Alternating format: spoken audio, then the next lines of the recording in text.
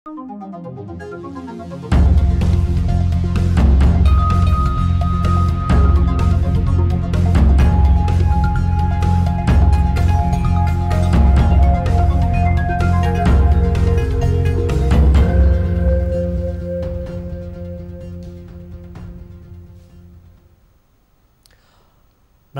यो हो news 24 television prime time न्यूजमा स्वागत छ।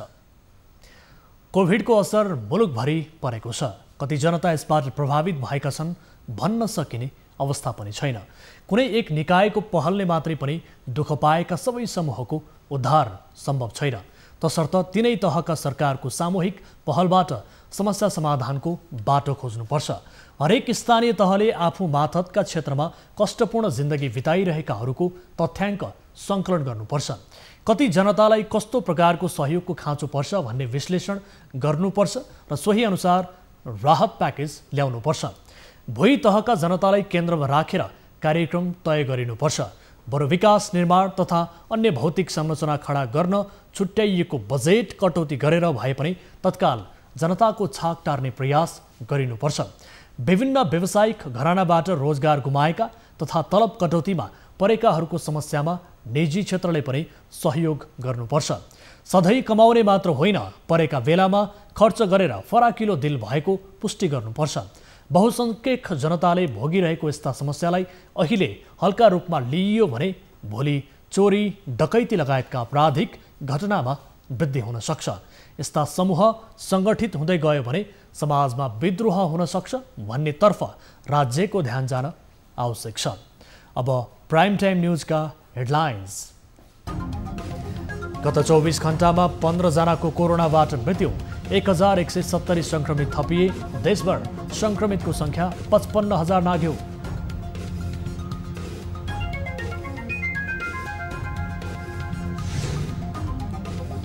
व्यापारीले तोडे व्यवसाय सञ्चालन गर्नुपर्ने मापदण्ड, व्यापारीको यही रवैया रहे फेरि लकडाउन हुन सक्ने काठमाडौँ प्रशासनको चेतावनी।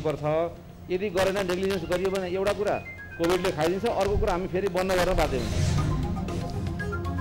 बाल दिवस मनाउँदै गर्दा नेपालका बालबालिका बन्द विद्यालय खुल्ने आशामा तडपिँदै नेपालका 10 मध्ये 3 बालबालिका मात्र प्रविधिको पहुँचमा। 5 किसिमका विद्यार्थीहरूलाई 5 किसिमकै कार्यक्रम बनाएर जाने। डाक्टर केसीले जुम्लाबाट सुरु गरे 19औं सत्याग्रह, विगतमा गरिएका सम्झौताहरू सरकारले कार्यान्वयन नगरेको आरोप।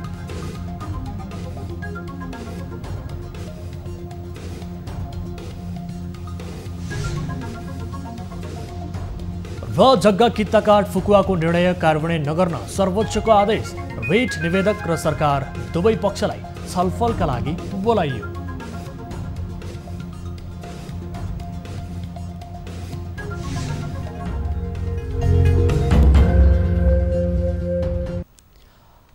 हामी निरन्तर न्यूजमा छौं।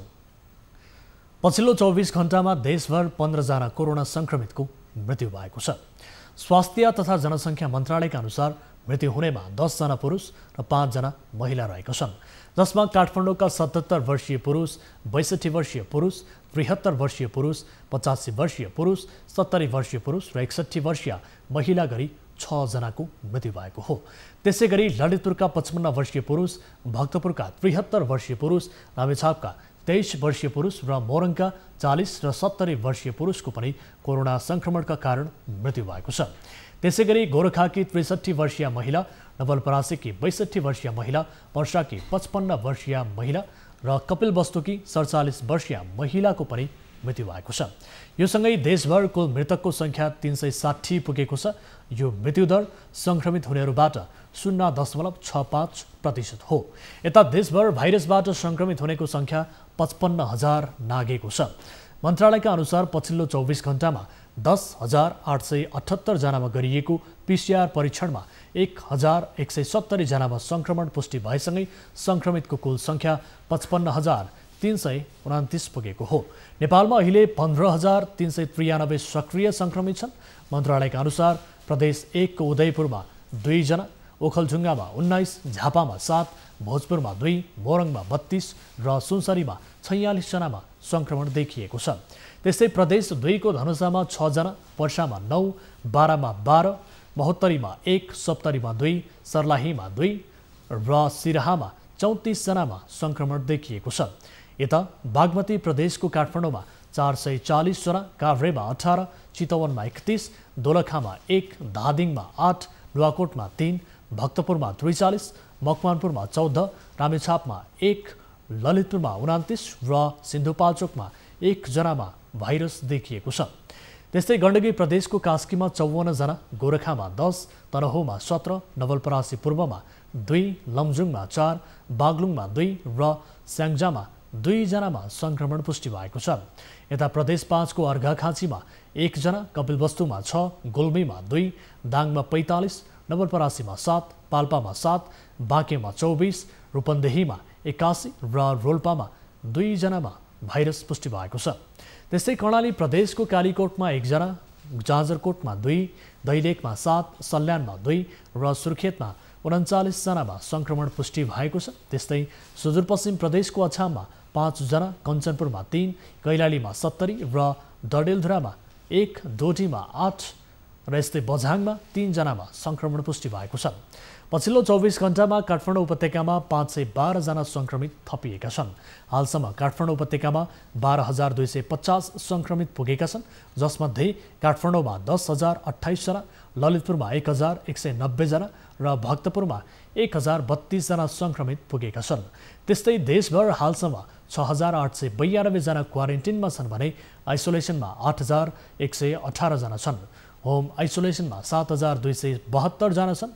त्यस्तै पछिल्लो 24 घण्टामा 879 जना बिरामी निको भएर घर फर्किएसँगै डिस्चार्ज हुनेको सङ्ख्या 39,576 पुगेको छ र हालसम्म देशभर 8,51,405 जनाको PCR विधिबाट परीक्षण गरिएको मन्त्रालयले जनाएको छ। सरकारले उपत्यकामा जारी निषेधाज्ञा खुकुलो बनाउने नाममा व्यापार व्यवसायलाई पनि चलायमान राख्ने प्रयास गरेको छ। तर बार अनुसारको व्यवसाय र पसल खोल्न दिने जिल्ला प्रशासन कार्यालय काठमाडौँले गरे पनि व्यापार व्यवसायीले यसको अवज्ञा गर्दै आएका छन्। व्यवसायीको असहमतिप्रति भने प्रशासन कठोर बन्दा काठमाडौँ उपत्यकामा पुनः लकडाउन लागू हुन सक्ने चेतावनी दिएको छ। एक रिपोर्ट।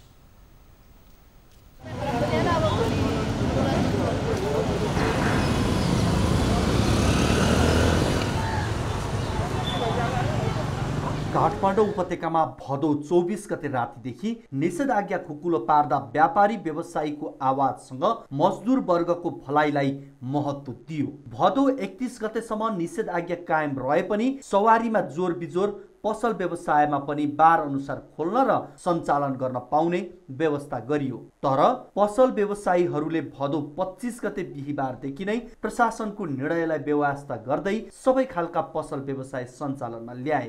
अधिकांश पसल नखुले पनि कति खुलेका छन् तिनले तोडेको नियम अब सबै व्यवसायमा सर्ने सम्भावना प्रबल देखिएको छ।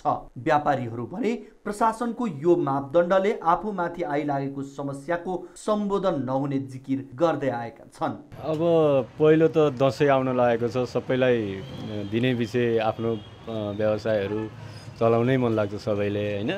अर्को कुरा के पनि हो भने यो बार अनुसारको जुन भयो यो चाहिँ हामी व्यवसायहरूलाई त्यसरी हुँदैन क्या। 2-3 दिनले खास केही पनि असरै हुँदैन त्यो, र मान्दा पनि मान्दैन कसैले पनि, सबै सञ्चालन हुन्छ। यता स्वयं काठमाडौँ महानगरपालिकाले फुटपाथ र ठेलागाडा सञ्चालन गर्न दिँदा कोरोना जोखिम बढ्न सक्ने भन्दै फुटपाथ र ठेलागाडा व्यवसाय बन्द गर्न जिल्ला प्रशासन कार्यालयको ध्यान आकर्षण गरिएको छ। जिल्ला प्रशासन कार्यालय काठमाडौँले फुटपाथ तथा ठेलागाडाको बारेमा कुनै निर्णय नलिँदै काठमाडौँमा जताभावी खुल्न थालेको पसललाई लिएर आफ्नो ध्यान आकर्षण भएको जनाएको छ। तोकिएको मापदण्डको उल्लङ्घन गरे काठमाडौँले फेरि लकडाउन भोग्नुपर्ने चेतावनी जिल्ला प्रशासन कार्यालय काठमाडौँका प्रमुख जिल्ला अधिकारी जनकराज दाहालको छ। हाम्रो लागि भन्दा पनि व्यक्तिको स्वास्थ्य सुरक्षाको लागि हामीले त्यो गरेका हौँ। सरकारले जुन मापदण्ड बनाएको छ त्यो मापदण्ड अनुसार परिपालना भएन, गरिएन भने भोलि कोभिडले खान्छ। त्यसकारणले गर्दाखेरि कोभिडसँग अब बच्नुको विकल्प छैन, जताततै भाइरस छन्। त्यो भाइरसबाट बच्नको लागि हामीले स्वास्थ्य मापदण्ड पालना गर्नै पर्छ। यदि गरेन, नेग्लिजेन्स गरियो भने एउटा कुरा कोभिडले खाइदिन्छ, अर्को कुरा हामी फेरि बन्द गर्न बाध्य हुन्छौँ। कोरोना जोखिममा काठमाडौँ उपत्यकाले भोग्दै आएको निषेधाज्ञाको अवधि भदौ 31 गते सकिँदैछ। कोरोना संक्रमितको संख्या दिन प्रतिदिन थपिँदै गएको हुनाले अहिले आफ्नो र अरूको सुरक्षामा ध्यान दिनुपर्ने हरेक नागरिकको कर्तव्य हो र यसलाई सबैले पालना गर्नुपर्छ। क्यामेरामा गोपाल पङ्गेनीको साथमा प्रशान्त ठाकुर, काठमाडौँ।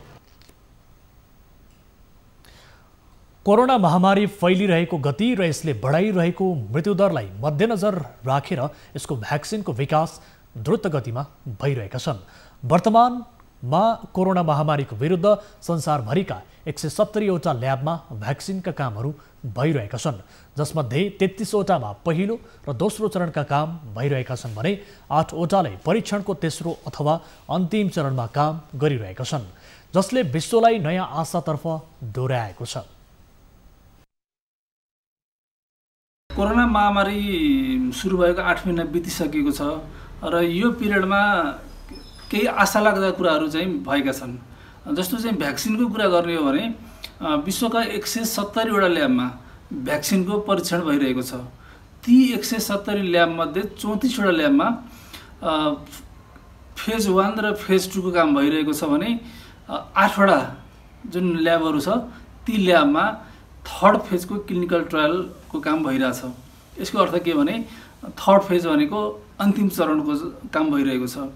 खास गरेर सबैभन्दा बढी हामीले आशा गरेको र विश्वास गरेको जुन अक्सफोर्ड युनिभर्सिटीले अनुसन्धान गरेको र एस्ट्राजेनेका कम्पनीले उत्पादन गरिरहेको जुन खोप छ, त्यो खोप बेलायतमा चाहिँ 10,000 जनालाई, अमेरिकामा 20,000 जनालाई, अफ्रिकामा 2,000 जनालाई, ब्राजिलमा 6,000 जनालाई र भारतमा 2,600 जनालाई जुन क्लिनिकल ट्रायल गरिएको छ र अन्य देशमा पनि यसको क्लिनिकल ट्रायल भइरहेको छ। त्यो अक्सफोर्ड युनिभर्सिटीको जुन खोप हो त्यसको एकजना बिरामीलाई अलिकति साइड इफेक्ट देखिएको, अलिकति गम्भीर लक्षण देखिएको हुनाले बिचमा चाहिँ त्यसको परीक्षण बन्द गरिएको थियो र त्यसलाई फेरि परीक्षण गर्न सुचारू गरिएको छ। त्यस्तै अमेरिकाको मोडर्ना ल्याब र जोन्सन एन्ड जोन्सन यो दुईटा ल्याबहरूले पनि खोपको चाहिँ तेस्रो चरणमा अगाडि बढिरहेका छन्। त्यस्तै जर्मन बायोटेकको जुन ले विकास गरेको र फाइजर कम्पनीले उत्पादन गर्ने खोप त्यो पनि थर्ड फेजको क्लिनिकल ट्रायलमा त्यो पनि अगाडि बढिरहेको छ। त्यस्तै चीनका 3वटा भ्याक्सिनहरू, जस्तो चाहिँ सिनभ्याक भन्ने छ एउटा चाहिँ सिनोफार्मको छ र अर्को चाहिँ क्यान्सिनो बायोलोजिक्स। यो चीनका 3वटा भ्याक्सिन चाहिँ थर्ड फेजको क्लिनिकल ट्रायलमा छन् र चीनले खास गरेर आफ्नै देशको जनमुक्ति सेना, त्यसपछि रुसमा, अनि Dubai, Saudi Arab, Brazil, Chile लगायतका देशहरूमा, इन्डोनेसिया लगायतका देशहरूमा चीनले चाहिँ भ्याक्सिनहरूको चाहिँ परीक्षण गरिरहेको छ।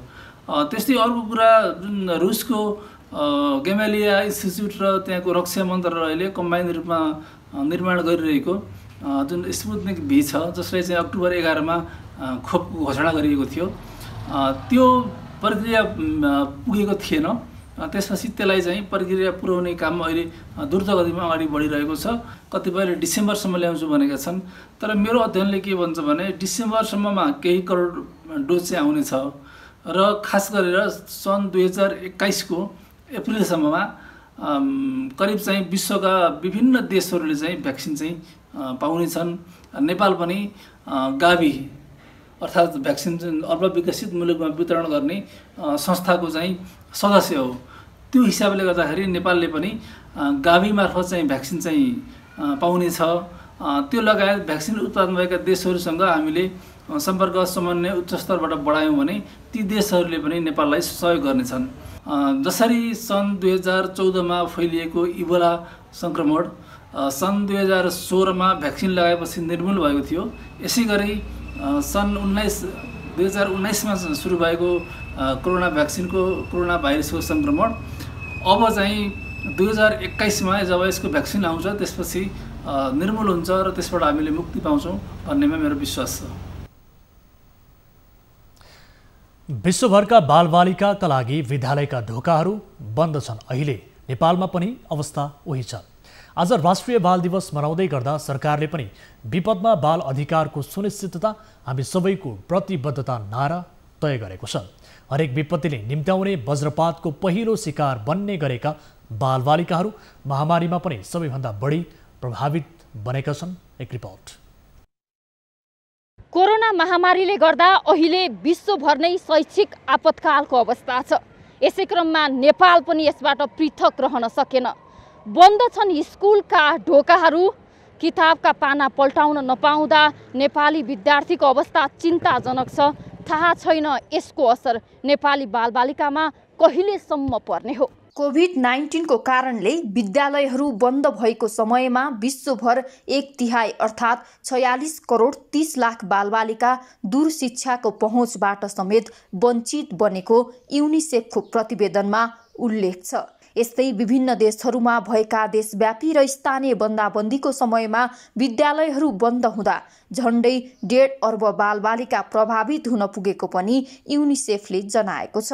यता नेपालमा विद्यालय जाने मध्ये 2/3 बालबालिका दूर शिक्षाको अवसरबाट पनि वञ्चित छन् भने 10 मध्ये 3 बालबालिकाले मात्रै टेलिभिजन, रेडियो र इन्टरनेटमा आधारित सिकाइका माध्यमहरूमा पहुँच स्थापित छ। 5 किसिमका विद्यार्थीहरू छन् प्रविधिमा पहुँचको हिसाबले।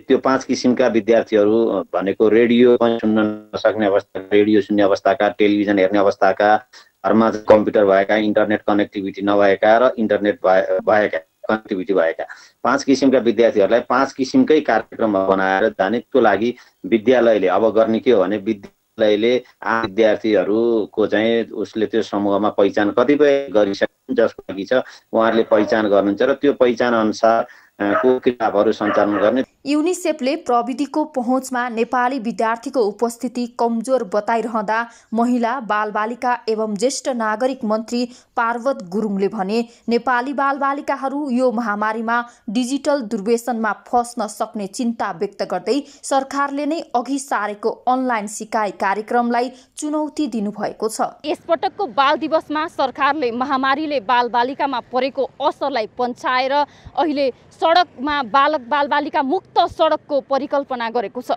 यो मुद्दा नौलो होइन, तर अहिले यो मुद्दा समय सान्दर्भिक छैन, किनभने विद्यालय देख्न नपाएका बालबालिकाको लागि अहिले यति बेलाको बाल दिवसमा यो मुद्दा अघि सार्नुपर्ने थियो। यो विद्यालय देख्न नपाएका बालबालिकाको निम्ति यस्तो मुद्दा किन अघि सारेन बाल दिवसमा सरकारले भन्ने अहिले गहन प्रश्न पनि उठेको छ। In Nepal, as we mark the 75th anniversary of the United Nations, we want the youth of Nepal to come together, raise your voice, demanding your rights and the future you want. The UN is listening and we are willing to support. नेपालमा जुन corona महामारीले असर पारेको छ, सबैभन्दा बढी असर बाल मनोविज्ञानमा पनि पारेको बुझ्न सकिन्छ। र यस्तो बेलामा बन्दाबन्दी अब खुलिसकेको अवस्थामा बालबालिकालाई विद्यालय खोल्ने, पढाइहरू सुचारू गर्नेतर्फ पनि सोच्न आवश्यक छ। क्यामेरामा कान्छा डङ्गोलका साथ टिभी जर्नलिस्ट रिया भण्डारी, काठमाडौँ। प्रधानमन्त्री केपी शर्मा ओलीले शिक्षामा प्रविधिको प्रयोग गरी बालबालिकालाई पढाइप्रतिको रुचि बढाउनु पर्नेमा जोड दिनुभएको छ। राष्ट्रिय बाल दिवसका अवसरमा महिला, बालबालिका तथा ज्येष्ठ नागरिक मन्त्रालयले आज आयोजना गरेको भर्चुअल कार्यक्रममा प्रधानमन्त्री ओलीले यस्तो बताउनु भएको हो। उहाँले बालबालिकाको रुचि, क्षमता र छनौटका विषयमा अभिभावकले ध्यान दिनुपर्ने बताउँदै बालबालिकालाई कुनै पनि किसिमको विभेदको शिकार बनाउन नहुने धारणा पनि राख्नुभयो। प्रधानमन्त्री ओलीले केन्द्रदेखि 7 प्रदेश र 753वटा स्थानीय तहका सरकारमा बालबालिका सम्बन्धी काम गर्ने संरचना अभिभावकको रूपमा रहने उल्लेख गर्नुभयो। सरकारका थुप्रै पक्षहरूमा या सम्पूर्ण पक्षहरूमा सरकारले ध्यान दिएको छ अहिले। त्यसै कारण हामीले 8वटा जिल्लामा बाल सुधार गृहहरू स्थापना गरेका छौँ। 75 जिल्लामा बालबालिका सम्बन्धी 75 जिल्ला हुँदाखेरि नै संरचनाहरू बनेका थिए, कामहरू भएका थिए र त्यसलाई अहिले 77 जिल्ला हुँदा 77 जिल्लामा पनि हामीले यसलाई विस्तार गरेका छौँ र अगाडि बढाउँदैछौँ। कार्यक्रममा बालबालिका मन्त्री पार्वत गुरुङले जोखिममा परेका बालबालिकाको अभिभावकका रूपमा राज्य रहेको बताउँदै प्रधानमन्त्रीले मार्गनिर्देशन अनुसार तिनीहरूसँग सम्बन्धित कार्ययोजना बनाइने जानकारी दिनुभयो। नेपालले संयुक्त राष्ट्रसङ्घको बाल अधिकार सम्बन्धी महासन्धि 1989 अनुमोदन गरेको दिनका अवसरमा यो दिवस मनाउन थालिएको हो। उक्त महासन्धि अनुमोदन भएको 30 वर्ष पुरा भएको छ। प्रदेश 1 लाई आगामी 5 वर्षभित्रमा बाल विवाह मुक्त प्रदेश बनाइने भएको छ। सन् 2025 भित्रमा बाल विवाह मुक्त प्रदेश निर्माणका लागि सरकारले तयारी सुरु गरिसकेको प्रदेश 1 का मुख्यमन्त्री शेरधन राईले जानकारी दिनुभयो। विराटनगरमा राष्ट्रिय बाल दिवसको अवसरमा सामाजिक विकास मन्त्रालयले तयार पारेको बालबालिकाको स्थिति प्रतिवेदन सार्वजनिक गर्दै मुख्यमन्त्री राईले यस्तो बताउनु भएको हो। उनीहरूले पढ्न पाइराखेका छैनन्, स्कुल जान पाइराखेका छैनन्, घरमा एक प्रकारबाट बन्दी भएर बस्न पर्ने खालको चाहिँ अवस्था छ। त्यस्तो अवस्थामा एउटा अभिभावकले एउटा मतलब चाहिँ गार्जेनको चाहिँ हिसाबले कसरी उनीहरूको त मनोविज्ञानलाई हामीले बुझेर कसरी सहजीकरण गर्न सकिन्छ ताकि नकारात्मक एउटा प्रभाव नपरोस् र उसको भविष्यमा त्यसले असर नपारोस्। कार्यक्रममा भूमि व्यवस्था, कृषि तथा सहकारी राज्यमन्त्री रामबहादुर राणाले बालबालिकाको अवस्था पहिलेको तुलनामा सुधार भएर गएको बताउनुभयो। उहाँले बाल विवाह र बालश्रममा सुधार हुन नसक्नु दुःखद भएको बताउनुभयो। सामाजिक विकास राज्यमन्त्री जसमाया गजमेरले सडकमा बालबालिका बस्नुपर्ने अवस्थाको अन्त्य गर्ने बताउनुभयो। हालसम्म प्रदेश 1 मा 53 जना सडक बालबालिकाको उद्धार गरिएको छ। राज्य सञ्चालनमा चेक एन्ड ब्यालेन्स आवश्यक हुन्छ। त्यसैका लागि विभिन्न अङ्गहरू बनाइएका हुन्छन्, तर संविधानमै समाविष्ट त्यस्ता राज्यका अङ्गहरू सरकारकै लाचार छाया भन्दा आम नागरिकले चाहे जस्तो शासन व्यवस्था हुन सक्दैन। अख्तियार दुरुपयोग अनुसन्धान आयोग अहिले यही अवस्थामा छ। अख्तियारका पदाधिकारीहरू आफ्नो कर्तव्यबाट विमुख हुँदा सत्तासीनहरूको आर्थिक मनपरी बढेको बताउनेहरू उत्तिकै छन्। नवीन घिमिरेको 2 वर्षीय कार्यकाल विवादभन्दा बाहिर जान सकेन। उनको पालामा एकाध बाहेक ठूला भ्रष्टाचार विरुद्ध मुद्दा नै चलेन। एक रिपोर्ट। 2075 असोज 4 गते संसदको विशेष सुनवाई समितिमा अख्तियार दुरुपयोग अनुसन्धान आयोगका प्रमुखका लागि नवीन घिमिरेले भ्रष्टाचार नियन्त्रण गर्ने प्रतिबद्धता जनाएका थिए। उनले कार्ययोजना नै प्रस्तुत गरेर 2 वर्षमा कानुनी र नीतिगत सुधार गर्ने प्रतिबद्धता जनाएका थिए। भ्रष्टाचारीले सिधै सेवाग्राहीसँग पैसा लिन छाडेर अर्को बाटो प्रयोग गर्न थालेको घिमिरे आफैले संसदीय सुनवाईलाई बताएका थिए। तर उनको यो 2 वर्षीय कार्यकाल खासै उपलब्धि या चर्चा गर्ने खालको रहेन। सानातिना कर्मचारीलाई 100,000 रुपैयाँ घुस प्रकरणलाई ठुलै माछा मारे भने झै हल्ला पिटाउने बाहेक घिमिरे नेतृत्वमा अख्तियारले खासै काम गरेको भेटिँदैन। बरु कलङ्क बोक्नु पर्यो 1,000 रुपैयाँ घुस प्रकरणमा 41 दिनथुनामा बसेर 1 सातापछि आत्महत्या गरेका एक खरिदारको प्रकरणले। ती कर्मचारीले आत्महत्या गरेको 10 महिनापछि विशेष अदालतले उनी निर्दोष रहेको भन्दै सफाई दियो। केही अपेक्षा गरिएका घिमिरेको कार्यकाल जसरी विवादास्पद ढङ्गले व्यतीत भयो, यसले मुलुकको सुशासनप्रतिको आशा र यो संस्थाप्रतिको भरोसा नै डगमगाएको छ। घिमिरेको कार्यकालमा रङ्गे हातका मुद्दा र नक्कली प्रमाणपत्र ठूलो प्राथमिकतामा परे। यातायात कार्यालयका 38 कर्मचारी विरुद्ध मुद्दा चलेकोमा 29 जना 5,000 भन्दा कम बिगोका आरोपित हुनु र गत आर्थिक वर्षमा अख्तियारले हालसम्मकै बढी 441 मुद्दा दायर गरेकोमा तीमध्ये 2/3 मुद्दा घुस र नक्कली प्रमाणपत्रकै रहे। नवीन घिमिरेका असफलता, सत्ताको अनियमितता र व्यथितिमाथि प्रहार गर्न असफल। पूर्व सेनापति राजेन्द्र छेत्री विरुद्ध गैरकानुनी सम्पत्ति आर्जनको आरोपमा परेको उजुरी अघि नबढ्नु, स्वास्थ्य सामग्री खरिद प्रक्रियामा भएका घोटालाको छानबिन नहुनु, व्हाइट बडी न्यारो बडी जाँच नहुनु, सत्ता जोडिएका यति समूहको स्वार्थ, दरबार मार्गको जग्गा टेलिकमको 4G प्रकरण र रेलको ठेक्कामा भएका अनियमितताको छानबिन। अख्तियारले ओम्नी समूहको स्वास्थ्य सामग्री खरिदमा निर्णय गर्ने उपप्रधानमन्त्री ईश्वर पोखरेलसँग बयानसम्म लिन सकेन। यी मात्र होइन, चमेलिया जलविद्युत आयोजना, तारागाउँ विकास समिति सम्बन्धी मामिला, नेपाल राष्ट्र बैङ्कका डेपुटी गभर्नर शिवराज श्रेष्ठ प्रकरण, एनसेलको लाभ विदेश पठाउने क्रममा भएको अनियमिततामा पनि अख्तियार कमजोर रह्यो। त्यसैले पनि सत्ताको छायामा नराम्रोसँग घिमिरे नेतृत्वको अख्तियार गुडुल्कियो। तर अख्तियार भ्रष्टाचार विरुद्धको खम्बा बन्नुपर्छ, शक्ति केन्द्रको सुरक्षा कवच होइन भन्ने आम अपेक्षा कहिले पुरा होला। विवादास्पद स्वास्थ्य उपकरण खरिद प्रक्रियामा सहभागी भएको ओम्नी बिजनेस कर्पोरेट इन्टरनेसनल कालो सूचीमा परेको छ।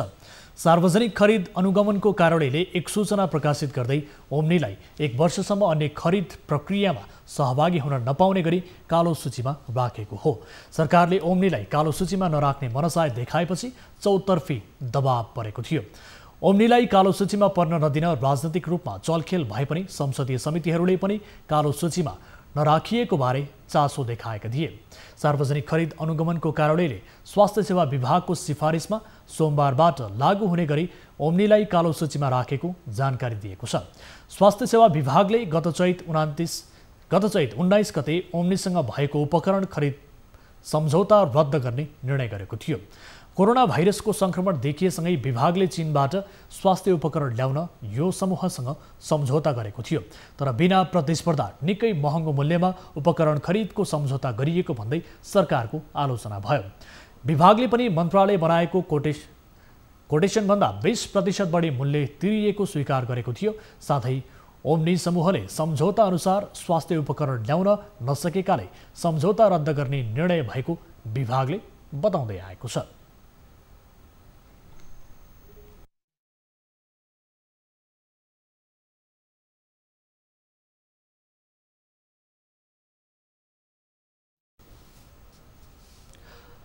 वर्षा र सहकालका देवता रातो मच्छेन्द्रनाथलाई ललितपुरको बुङमती लगिएको छ। 8 जना पुजारीले रातो मच्छेन्द्रनाथको मूर्तिलाई खटमा राखेर आज बुङमती लगेका हुन्। चारैतिर नाका बन्द गरेर प्रहरीले सुरक्षा दिएपछि अगाडि पछाडि विभिन्न थरीका बाजासहित लगिएको थियो। कोरोना महामारीका कारण यस वर्ष नरिवल खसालले जाउला खेलमा पुर्याएर भोटो देखाउन र रथ तानेर पाटनका विभिन्न ठाउँमा पुर्याउने परम्परा भने रोकिएको छ। रातो मच्छेन्द्रनाथलाई बुङमती पुर्याएको 4 दिनमा विशेष पूजाआजा गरी जात्रा पर्व समाप्त गरिने तय भएको छ। वैशाख शुक्ल पक्षको शुभ साइतमा निकाल्नुपर्ने रथ यात्रा यस वर्ष कोभिड-19 को महामारीका कारण रोकिएको थियो। लामो समय रथ तान्ने विषयमा केही निर्णय हुन नसकेपछि भदौ 18 गते स्थानीय केही युवाहरूले प्रशासनको अनुमति बिना रथ तानेका थिए।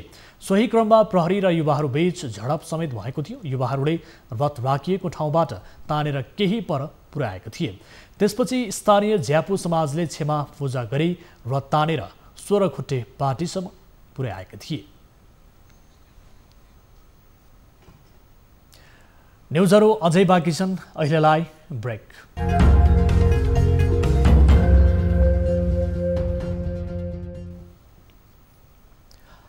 हामी निरन्तर न्युजमा छौँ।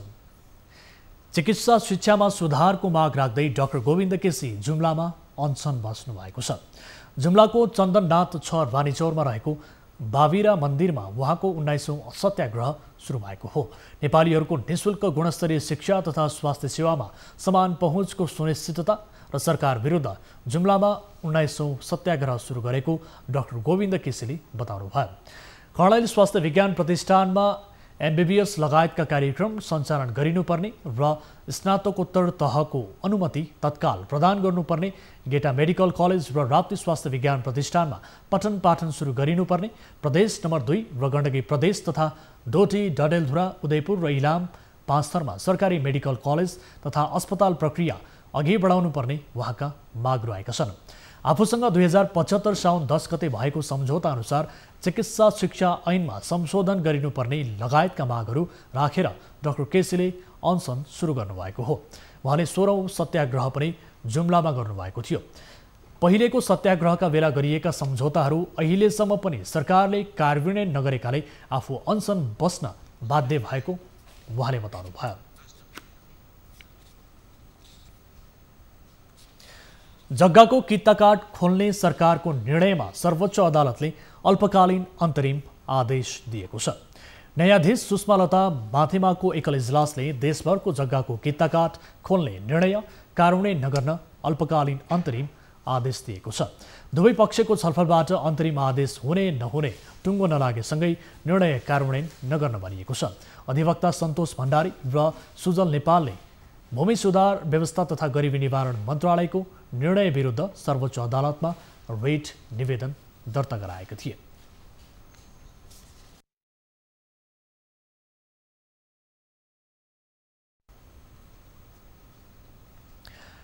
कुनै समय मानव बस्तीमा बाक्लै सङ्ख्यामा देखिने गौँथली अहिले हराउँदै गएका छन्। 2072 सालको विनाशकारी भूकम्पले घरहरू भत्काएपछि गौँथली देखिनै छाडेका हुन्। माटोको घरमा बस्न रुचाउने गौँथली पछिल्लो समय वासस्थानको अभावका कारण लोप हुँदै गएका छन्। केही अघिसम्म काठमाडौँ, ललितपुर, भक्तपुर लगायत देशका विभिन्न सहरमा बाक्लो बथानका रूपमा देखिने गौँथली अहिले देखिनै छाडेका छन्। एक रिपोर्ट।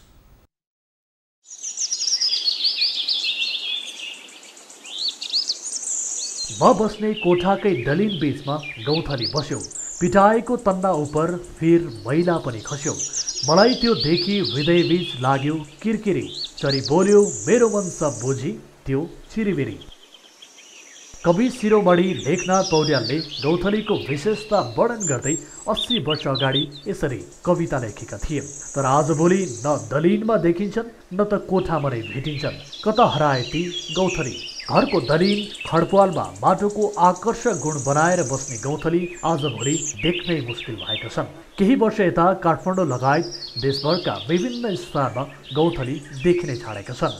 विभिन्न समयमा हुने प्राकृतिक विपत्तिका कारण गौँथली लोप हुँदै गएका हुन्। मानव बस्तीको विस्तार, पक्की घरको निर्माणले गर्दा चरण क्षेत्रको अभाव लगायतका विविध कारणले गौँथली नासिँदै गयो। सहरमा निर्माण गरिएका आधुनिक भौतिक संरचनाहरू गौँथलीका लागि उपयुक्त नभएकाले गौँथली लोप भएको विश्वास गरिएको छ। यद्यपि वासस्थानको अभाव र प्रदूषणका कारणले गौँथली सङ्कटमा पर्दै गएको विज्ञहरूको निष्कर्ष छ। ठुल्ठुला बिल्डिङहरू बन्ने, गौँथलीलाई चाहिने खालको गुण लगाउने ठाउँहरू नहुनु र गौँथलीले चाहिँ के गर्छ भने आफ्नो गुण लगाउनको लागि माटो प्रयोग गरेर माटो र अरू सानसाना झारहरू झुसहरूको प्रयोग गरेर उसले आफ्नो गुण लगाउँछ।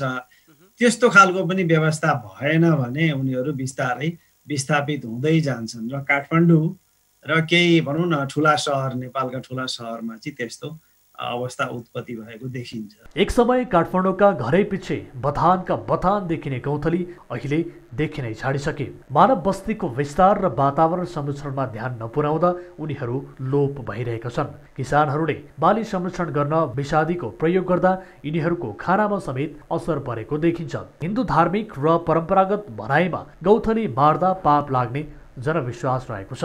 तर पछिल्ला वर्षहरूमा औषधि हुने भन्दै गोलेली, घरेलु हतियारको प्रयोग गरी गौँथली मार्ने गरिएको भेटिन्छ। विषादीको प्रयोग यस्तो बढ्दो छ कि वास्तवमा जुनसुकै चराहरू जसले चाहिँ किराहरू कीटपतङ्ग खाएर निर्भर रहन्छन्, गौँथली लगायत यिनीहरूको चाहिँ सङ्ख्यामा व्यापक ह्रास आइरहेछ नेपालभरि।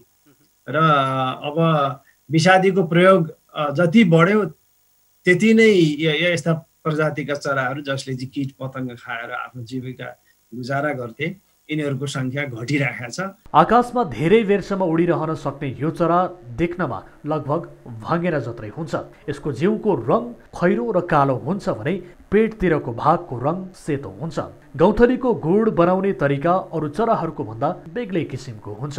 अरू चराहरूले सुकेका साना तिना ट्यान्द्रा, रुखका पात आदिको प्रयोग गरेर रुखको हाँगामाथि अथवा माटोको दुलोभित्र आफ्नो गुड बनाउँछन् भने गौँथलीले भिजेको लेसिलो माटोको प्रयोग गरेर मानिस बस्ने घरभित्र र दलिनमा गुण बनाउने गर्छ।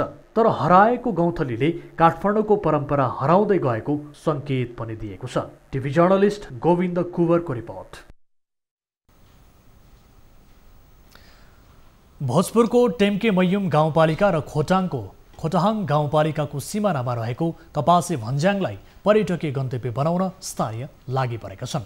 प्राकृतिक सौन्दर्यताले भरिपूर्ण यस क्षेत्रमा सडकदेखि भौतिक पूर्वाधार निर्माणमा स्थानीय र गाउँपालिका जुटेका हुन्। एक रिपोर्ट। सामुद्रिक सतहबाट 2400 मिटरको उचाइमा रहेको कपासे भन्ज्याङले जो कोहीको मन लोभ्याउँछ। भोजपुरको ट्याम्के मयु गाउँपालिका र खोटाङको खोटेहाङ गाउँपालिकाको सिमानामा रहेको यो स्थानमा आन्तरिक तथा बाह्य पर्यटकहरूलाई आकर्षित गर्न स्थानीय र गाउँपालिका जुटेका छन्। अहिले एकीकृत बस्ती निर्माण गरी होमस्टे निर्माणमा समेत स्थानीय जुटेका छन्। विकास हुँदै गर्दा स्थानीय सरकारको सुरु हुँदै गर्दाखेरि चाहिँ हामीले चाहिँ यो एउटा एकीकृत बस्ती बनाउने उद्देश्यले छ। मुख्य चाहिँ हाम्रो पर्यटन प्रवर्धन प्लस चाहिँ यो ठाउँमा चाहिँ एकीकृत बस्ती बनाउँदाखेरि चाहिँ एउटा हुन्छ है भन्ने एउटा हाम्रो योजनाले होइन सर अब हामीले चाहिँ सुरु गरेको अहिले चाहिँ 2 वर्षमा हामीले यतिको मनकै प्रगति गरेको भन्ने हाम्रो चाहिँ बुझाइ छ। कपासेलाई पर्यटकीय क्षेत्रको रूपमा स्थापित गर्न खोटाङको खोटेयाङ गाउँपालिका र भोजपुरको ट्याम्के मयु गाउँपालिकाले गुरु योजना नै बनाएका छन्।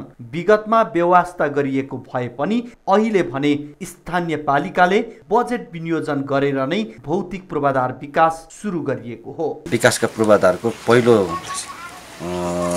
पूर्वाधारहरू पुरा गरेको छ। जस्तै गत वर्ष खानेपानी र हालसालै केन्द्रीय विद्युत लाइन प्रसारण हामीले जडान गरेको छौँ र टेम्केमी गाउँपालिका तर्फबाट यसपालि सुम्निमा पारवाङको मूर्ति राख्ने कुरो भइरहेको छ र त्यो काम भइरहेको छ र त्यसमा बजेटिङको लागि कुरा भइरहेको छ। कपासे भन्ज्याङमा थप पर्यटक भित्र्याउन खोटेहाङ गाउँपालिकाले बहुउद्देश्य पर्यटन पार्क सँगै राष्ट्रिय विभूति पार्क निर्माणको कामलाई समेत अगाडि बढाएको छ। नेपालको 100 पर्यटकीय गन्तव्यभित्र पर्न सफल ट्याम्के डाँडामा मुन्दुम पदमार्गलाई कपासे भन्ज्याङसम्म जोड्ने तयारी भइरहेको छ। यो मुन्दुम पदमार्गसँग ग्रेट मुन्दुम ट्रेलको कन्सेप्ट छ जुन चाहिँ सप्तकोशीदेखि सगरमाथाको बेस क्याम्पसम्मको कन्सेप्ट हो। त्यसले त त्यो कपासे भन्ज्याङलाई त्यो रुट हुँदै नै आउनु पर्दछ। फाटिला हरिया पाखा चिसो बतास चराचुरुङ्गीको चिरबिर आवाजसँगै विश्वको अग्लो सर्वोच्च शिखर सगरमाथा तराईका सुन्दर फाँटलाई सजिलै निहाल्न सकिने यस क्षेत्रको प्रचार प्रसार गर्न सके पर्यटक भित्र्याएर स्थानीयको जीवनस्तर उकास्न सकिन्छ। भोजपुरबाट टिभी जर्नलिस्ट विवेक राईको रिपोर्ट। जिल्ला प्रहरी कार्यालय बाँकेले 10 किलो अफिम सहित 2 जनालाई पक्राउ गरेको छ। आज बिहान दाङबाट बाँके जान लागेका उनीहरूको झोला खानतलासी गर्दा 10 किलो अफिम फेला परेपछि उनीहरूलाई पक्राउ गरिएको हो। बाँकेको राप्ती सोनारी गाउँपालिका 1 कुसुमबाट उनीहरू पक्राउ परेका हुन्। पक्राउ पर्नेमा रुकुम बुधाग उत्तरगङ्गा गाउँपालिका 8 का 53 वर्षीय धनबहादुर सेन र दाङ घोराही उपमहानगरपालिका 19 बस्ने 24 वर्षीय बसन्त घरती मगर रहेका छन्। उनीहरूलाई लागू औषध नियन्त्रण ऐन 2033 को दफा 14(6) को उपदफा 3 बमोजिम 15 वर्षदेखि जन्मकैद र 5 लाखदेखि 25 लाखसम्म जरिवाना माग दावी गर्दै मुद्दा चलाइने प्रहरीले जनाएको छ।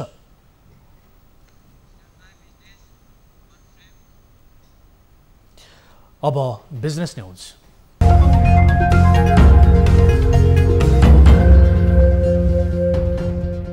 शेयर कारोबारको अनलाइन सिस्टममा समस्या देखिएपछि अर्थ मन्त्रालयले धितोपत्र बोर्ड र नेपाल स्टक एक्सचेन्जका पदाधिकारीसँग छलफल गरेको छ।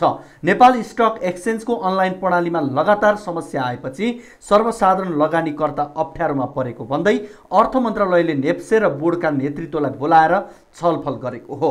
नेप्सेले सञ्चालनमा ल्याएको टिएमएस प्रणालीमा दैनिक जसो समस्या आएपछि अर्थ मन्त्रालयले चासो देखाउँदै बोर्डका अध्यक्ष विष्मराज ढुङ्गाना, कार्यकारी निर्देशक निरज गिरी र स्टक एक्सचेन्जका प्रमुख कार्यकारी अधिकृत चन्द्रसिंह साउद, उपमहाप्रबन्धक निरञ्जन फुयाल, अर्थ मन्त्रालयका राजस्व सचिव रामशरण पुडासैनी, सहसचिव झङ्कप्रसाद आचार्य लगायतका अधिकारीहरूसँग छलफल भएको थियो। नेप्सेका अनलाइन प्रणालीमा समस्या आएपछि कारोबार समय थपिँदै आएको थियो।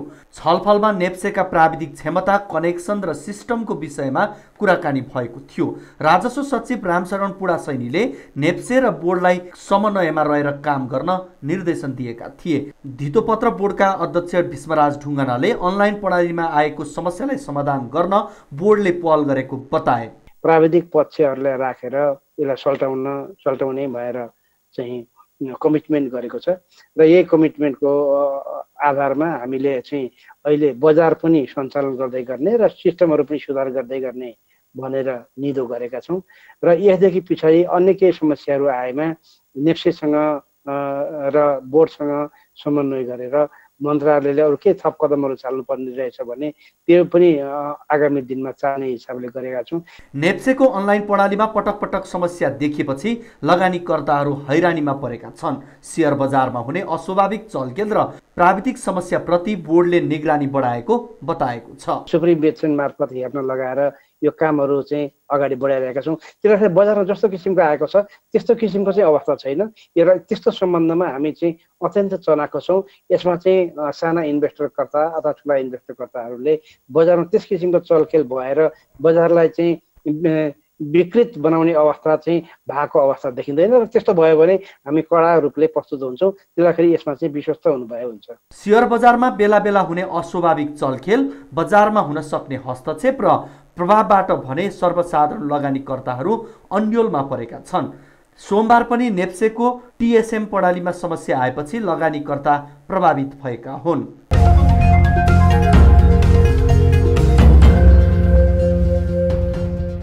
व्यवसायी महासङ्घले चीनबाट आउने सामान झन्डै 1 वर्षदेखि नाकामै अस्तव्यस्त अवस्थामा पुगेको भन्दै विभिन्न राजनैतिक नेतृत्वको ध्यान आकर्षण गराएका छन्।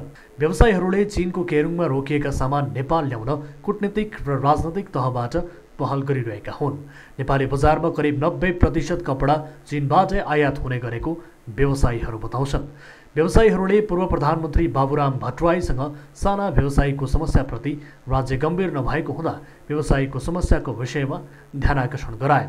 चिनिया कपडा नाकामै रोकिएको हुँदा सरकारसँग राजनैतिक तथा कूटनीतिक पहल गर्न व्यवसायीले माग गरेका छन्। विगत 10 महिनादेखि 1200 कन्टेनर केरुङ नाकामै रोकिँदा चीनबाट नयाँ सामान आउने सम्भावना नभएको व्यवसायीहरू बताउँछन्।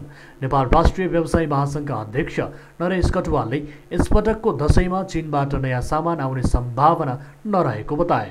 व्यवसायीहरूले नेकपाका प्रवक्ता नारायण काजी श्रेष्ठ, नेपाली कांग्रेसका सभापति शेर बहादुर देउवालाई पनि ज्ञापन पत्र बुझाएका थिए। उनीहरूले कन्टेनर ल्याउन परराष्ट्र मन्त्रालयमा कूटनीतिक पहल गर्दा समेत सम्भव नभएपछि राजनैतिक पहल सुरु गरेका हुन्।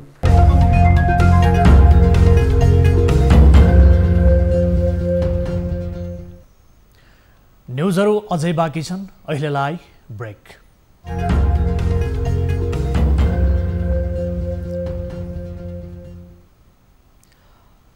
हामी निरन्तर न्युजमा छौँ। अब स्पोर्ट्स न्युज।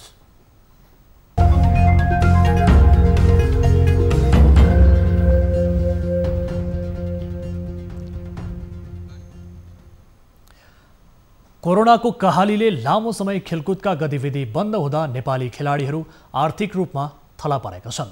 खेलकुदमा लामो समयदेखि लागेको बन्दाबन्दीले अन्तर्राष्ट्रिय स्तरमा पदक दिलाउने खेलाडीहरू नै पलायन हुने चिन्ता बढेको छ। तर पनि खेलाडीहरूको भविष्य सुनिश्चितताका लागि सरकार, खेलकुद मन्त्रालय र राखेपले खेल सञ्चालन गर्न कुनै प्रोटोकल निर्माण गर्न सकेको छैन। एक रिपोर्ट।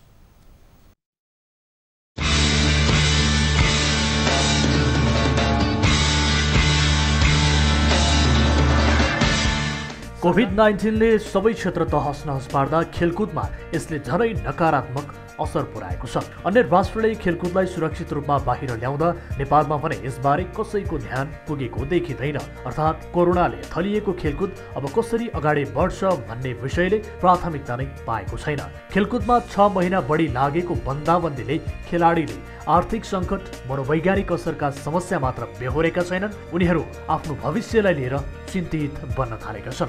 यस्तै अवस्था रहिरहने हो भने अहिले अन्तर्राष्ट्रिय स्तरमा नेपाललाई पदक दिलाउने खेलाडी र भर्खरै खेलकुदमा जम्न थालेका खेलाडीहरू पलायन हुने सम्भावना बढेको खेलकुदका जानकारहरूको बुझाइ छ।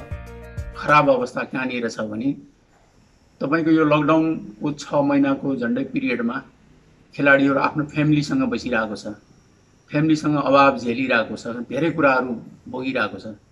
नर्मल्ली हाम्रो नेपाली खेलाडीहरूको डाटा हेर्ने हो भने तपाईँको निम्न र मध्यम वर्गीय परिवारबाट झन्डै 95% एथलिटहरूले रिप्रेजेन्ट गरिरहेको हुन्छ र खेलाडीले आफ्नो परिवारसँग बसेर यो लकडाउनको अवधिमा जुन किसिमको सङ्कटहरूको चाहिँ नि एउटा सामना गरिरहेको छ, त्यसबाट चाहिँ उनीहरूको मानसिक रूपले पनि अब कता डाइभर्ट हुने त, कि खेलमा लाग्ने कि अरू अप्सन खोज्ने त। अब पारिवारिक दायित्वदेखि लिएर एउटा सोसियल प्रेसरहरू उसलाई चाहिँ नि धेरै बिल्डअप भइरहेको हुन्छ साइकोलोजिकली।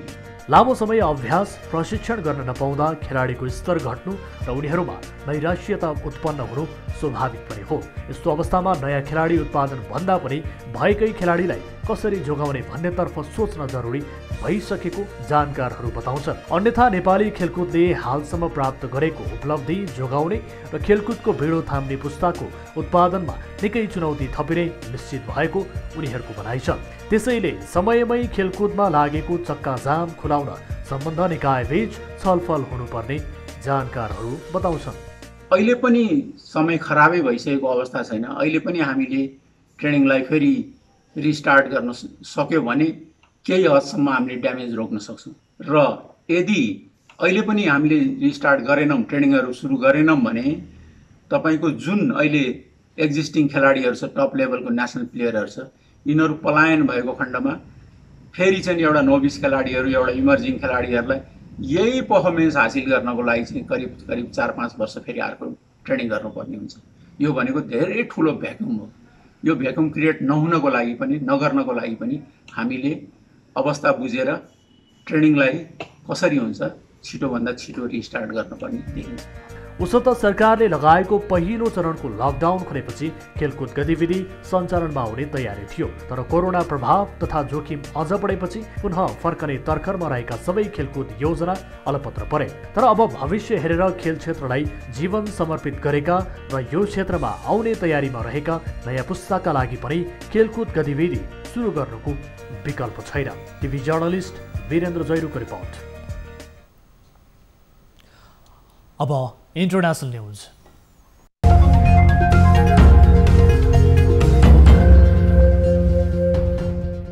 अमेरिका विश्व शान्तिको लागि सबैभन्दा ठूलो खतरा भएको चीनले बताएको छ।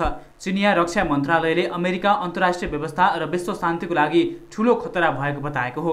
अमेरिकी रक्षा विभागले गत सेप्टेम्बर 2मा निकालेको प्रतिवेदनलाई प्रतिक्रिया जनाउँदै चीनले अमेरिकाले विश्व शान्तिलाई धरापमा पारेको आरोप लगायो। उक्त प्रतिवेदनमा चिनिया सैन्य घटनाक्रम र चीनको लक्ष्यलाई मध्यनजर गर्दा चीनले अमेरिकी चासो, सुरक्षा तथा अन्तर्राष्ट्रिय अवस्थामा गम्भीर असर पर्ने उल्लेख गरिएको छ। यस्तै हालै पेन्टागनले चीनले आफ्नो आणविक हतियारलाई दोब्बर बनाउने लक्ष्य राखेको पनि बताएको थियो। यसबीचमा चिनिया रक्षा मन्त्रालयका प्रवक्ता कर्नेल वु कियानले धेरै वर्षको प्रमाणले अमेरिका नै क्षेत्रीय अशान्ति निम्तनुको कारक रहेको बताएका छन्। उनले अमेरिकी कार्यले इराक, सिरिया, लिबिया लगायतका देशमा गएको 2 दशकमा 8 लाखभन्दा बढीले ज्यान गुमाएको पनि बताएका छन्। अब विष्णु ढुङ्गानाका साथमा फटाफट न्यूज।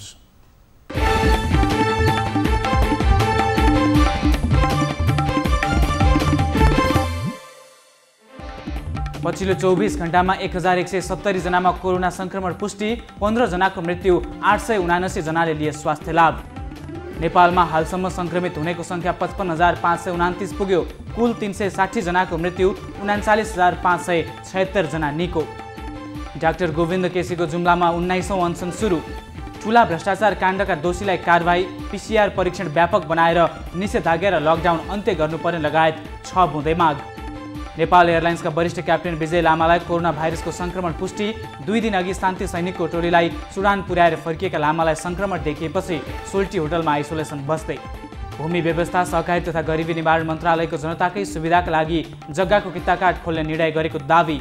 विद्यमान कानुन व्यवस्था अनुसार कित्ताकाट सम्बन्धी कार्य व्यवस्थित गर्ने प्रयासलाई अन्यथा नलिन आग्रह। जग्गा कित्ताकाट खुलाउने गरी सरकारले गरेको निर्णयलाई सर्वोच्चको रोकआउट। अधिवक्ता सन्तोष भण्डारीले सरकारी निर्णय बदर गर्न माग गर्दै दिएको रेटमा असोज 8 गतेसम्म उक्त निर्णय कार्यान्वयन नगरी यथास्थितिमा राख्न आदेश। म्युजिक भिडियोमा राष्ट्रिय झण्डा जलाउने मुख्य आरोपी गोल्जङ दोर्जे लामालाई पूर्वपक्षका लागि थुनामा पठाउन आदेश। भिडियोमा संलग्न अन्य 8 जना भने रिहा। धनगढी स्थित दिनेश संसार गृहमा प्रवेश गरी पत्रकारमाथि आक्रमण गर्ने समूहलाई पक्राउ नगरिएको भन्दै कैलालीका पत्रकारहरू आन्दोलित। जिल्ला प्रशासन कार्यालय अघि 1 घण्टा धरना। नेपाल विद्युत प्राधिकरणका कार्यकारी निर्देशकमा कुलमान घिसिङलाई पुनः नियुक्ति गर्न नेकपा प्रवक्ता नारायण काजी श्रेष्ठको माग। घिसिङले ऊर्जा क्षेत्रमा पुर्याएको योगदान नेपाली जनताले कहिल्यै नबिर्सने भन्दै उनको आवश्यकता अझै रहेको भनाई।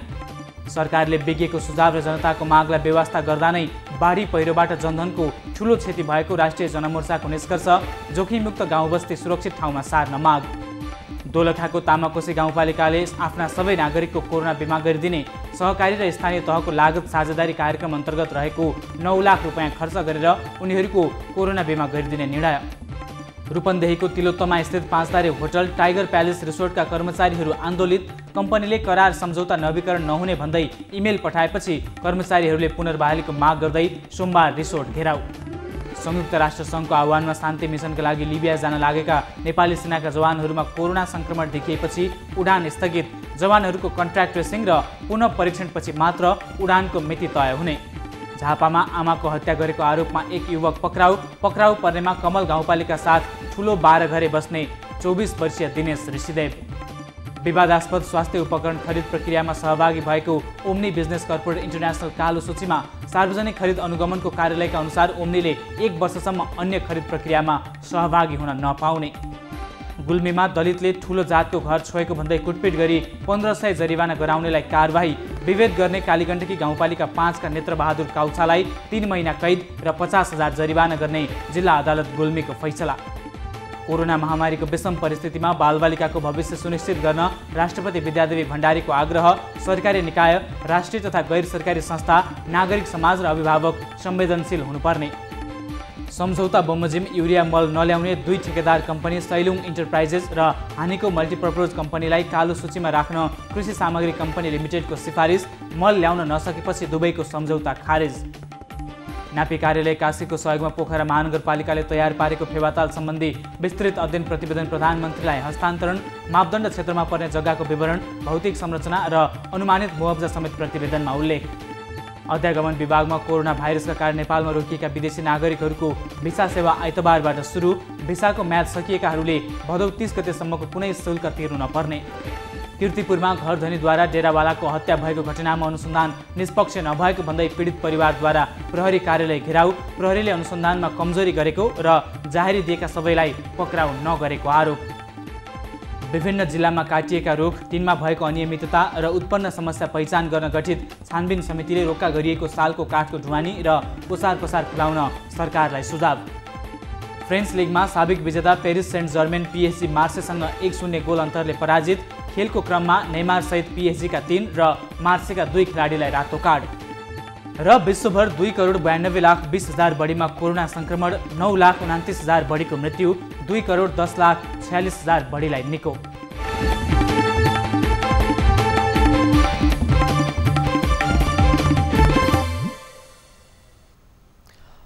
अब प्राइम टाइम न्यूज सक्नु अघि हेडलाइन्स पुनः एकपटक। गत 24 घण्टामा 15 जनाको कोरोनाबाट मृत्यु, 1170 संक्रमित थपिए। देशभर संक्रमितको संख्या 55,000 नाग्यो।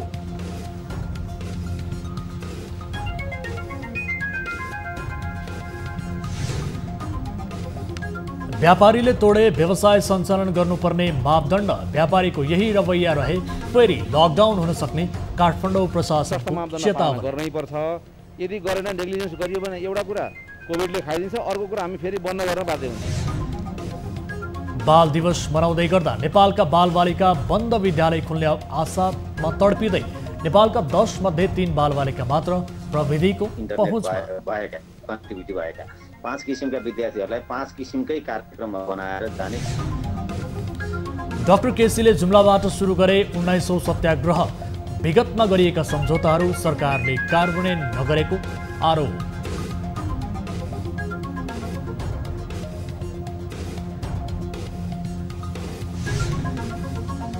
र जग्गा कित्ता कार्ड फुकुवाको निर्णय कार्यान्वयन नगर्न सर्वोच्चको आदेश। रिट निवेदक र सरकार दुवै पक्षलाई छलफलका लागि बोलाइयो।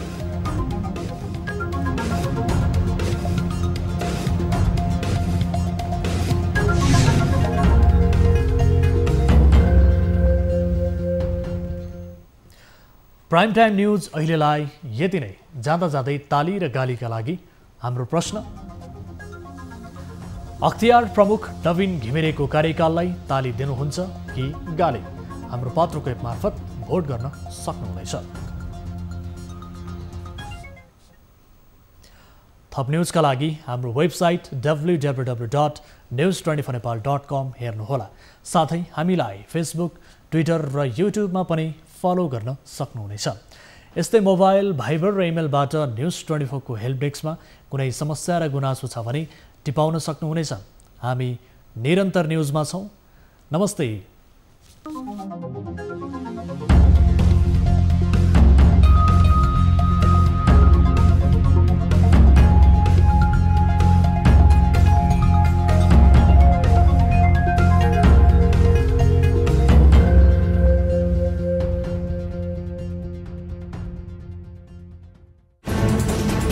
कोरोनाले सृजना गरेको सङ्कटमा पल पलका न्युज अपडेट र हर क्षेत्रको कभरेजका लागि न्युज 24 नेपाल युट्युब च्यानललाई सब्स्क्राइब गर्नुहोला।